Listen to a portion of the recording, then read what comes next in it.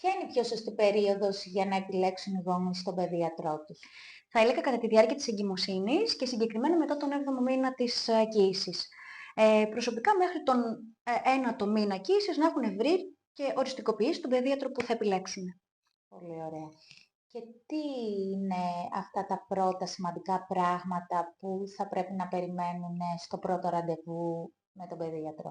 Το πρώτο ραντεβού λοιπόν θα πρέπει να γίνεται νωρίς, έτσι ώστε οι γονείς να δούνε αν ταιριάζουν με τον παιδίατρό τους. Ο παιδίατρος από την άλλη πλευρά θα τους δώσει τις πρώτες οδηγίες, θα τους δώσει ένα χρονοδιάγραμμα για τις υπόλοιπες επισκέψεις που θα ακολουθήσουν, για να νιώσουν και οι γονείς ασφάλεια και ότι περιστοιχίζονται σε αυτό το ταξίδι ανάπτυξης του παιδιού τους. Άρα στην ουσία τα πρώτα πράγματα που θέλουν οι γονείς να μαθαίνουν από τον παιδίατρο είναι και αυτά που τους αγχώνουν πιο πολύ τις πρώτες μέρες που γυρίζουν από το μευτήριο στο σπίτι. Ακριβώς, Όσον ακριβώς. αφορά τη σύντηση και όλα αυτά.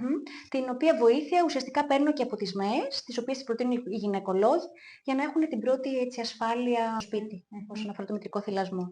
Κατά την εμπειρία σου, εσένα ποιο είναι το θέμα που είναι πιο συγκρουσιακό ανάμεσα στον παιδίατρο και τους γονείς συνήθως? Από προσωπική εμπειρία θα έλεγα τα εμβόλια.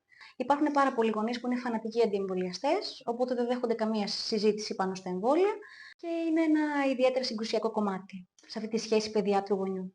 Οπότε, αν έστω πάρουμε το παράδειγμα ότι υπάρχει έντονη σύγκρουση και αντιπαράθεση πάνω σε αυτό το θέμα, το οποίο είναι πάρα πολύ σημαντικό.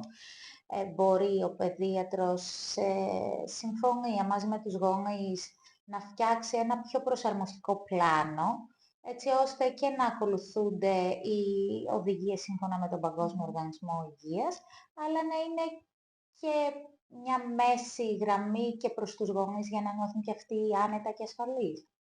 Λοιπόν, σε γενικά πλαίσια ο παιδίατρος μπορεί να δώσει μια προσαρμοστικότητα. Ας πούμε ότι ο παιδίατρος βέβαια είναι ο επιστημονικά υπεύθυνος να ακολουθεί τα τεκμηριωμένα χρονοδιαγράμματα εμβολιασμών.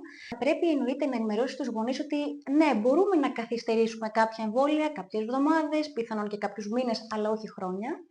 Είναι πολύ σημαντικό να τονίσουμε στο γονιό ότι το να αφήσουμε ένα βρέφος ανεμβολίαστο τους πρώτους 12 μήνες της ζωής τα φέρνει σε κίνδυνο να κολλήσουν έτσι πολύ θανατηφόρες λοιμώξεις.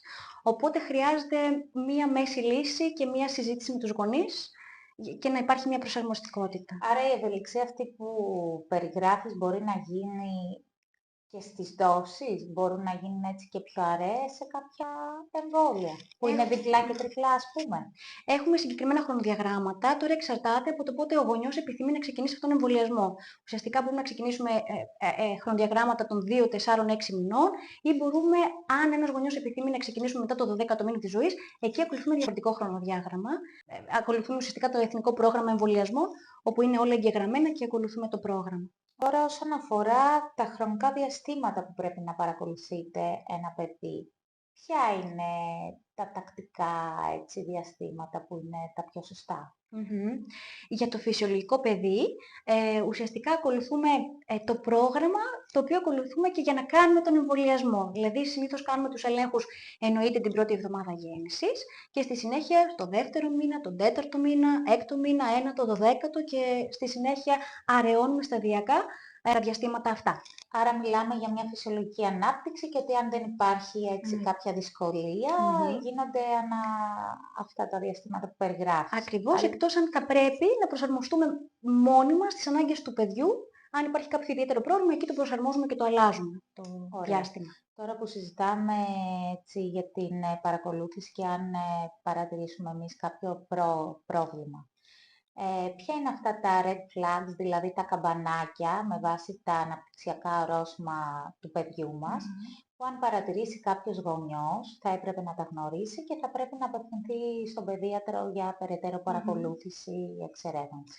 Καταρχήν να πούμε τι ονομάζουμε red flags. Εμείς ουσιαστικά σε κάθε παιδιατρική επίσκεψη κοιτάμε πώς ένα παιδί αναπτύσσεται σωματικά, πώς εξελίσσεται κινητικά, συμπεριφορικά, κοινωνικά. Οπότε σε κάθε ηλικία περιμένουμε σε κάθε έναν από αυτούς τους τομείς να έχει επιτύχει το κάθε ορόσημο, ένα συγκεκριμένο ορόσημο. Αν στη συγκεκριμένη ηλικία δεν έχει επιτύχει τα ορόσημα που περιμένουμε, τότε είναι αυτά που ονομάζουμε red flags Και τότε ανάλογα προσαρμοζόμαστε και κοιτάμε να ξεκινήσουμε την πρώιμη παρέμβαση σε ένα παιδί. Παραδείγματος χάρη, περιμένουμε ένα βρέφος να περπατήσει μεταξύ των 10 και 18 μηνών. Αν 18 μηνών και δεν έχει περπατήσει, τότε ξεκινάμε με την πρώιμη παρέμβαση. Άρα δεν έχει να κάνει, ας πούμε, μόνο με την ομιλία, που οι περισσότεροι γονείς είναι αυτό που τους ανησυχεί και περισσότερο, είναι ένα έτσι συνδυαστικό κομμάτι γύρω από την ανάπτυξη. Ακριβώς. Υπάρχουν πολλοί τομείς που τους ανέφερα που κοιτάμε στην παιδιατρική εξέταση. Ωραία. Και πάνω σε αυτές τις πληροφορίες που μου λες, υπάρχουν και πολλοί γονείς που έρχονται και εδώ στο γραφείο που μου λένε «Δήμητρα, διάβασα κάποια συμπτώματα στο ίντερνετ, σε ένα site, σε ένα blog». Τι γίνεται με την αξιοπιστία των πληροφοριών? Θέλω να πω ότι είναι τόσο μεγάλος ο όγκος των πληροφοριών πλέον που πάρα πολλοί γονείς βάζουν μπροστά το άγχος τους και στην ουσία χάνουν τη σωστή πηγή πληροφόρησης. Εσύ τι πιστεύεις, από πού πιστεύεις ότι πρέπει να ενημερώνονται? Όπως είπες, καλώς ή κακώς ζούμε στην περίοδο της πληροφόρησης, της δωρεάν πληροφορίας. Οποιοσδήποτε μπορεί να παρέχει πληροφορίες, οι οποίες δεν είναι πάντοτε σωστές και αξιόπιστες. Κατά την προσωπική μου γνώμη, πρώτον μπορούν οι γονείς να ρωτήσουν τον παιδίατρό τους, είτε τον γυναικολόγο τους, αν έχει να τους προτείνει κάποια βιβλία για ένα θέμα που τους ενδιαφέρει. Μπορούν επίσης να ψάξουν πηγές στο ίντερνετ ή επίσης στα social media, αλλά απαραίτητα οι γονείς θα πρέπει να κοιτάνε ποιος υπογράφει αυτό το άρθρο. Ποιος υπογράφει αυτή τη δημοσίευση στα social media? Είναι ένας γιατρός που δίνει την ιατρική πληροφορία. Πάρα πολύ σημαντικό, η ταυτότητα εκείνου που δημοσιεύει. Και επίσης υπάρχουν πάρα πολύ αξιόλογες ομάδες γονέων που τις οργανώνουν επιστήμονες και επαγγελματίες, οι οποίοι δίνουν πολύ αξιόλογες συμβουλές σε πολύ ενδιαφέροντα θέματα που αφορούν τους νέους γονείς. Άρα, αν θέλουμε να πούμε έτσι 2-3 βασικά κριτήρια αντικειμενικά για το πώς θα πρέπει να γίνεται η σωστή επιλογή παιδιάτρου, ποια θα πρότεινες?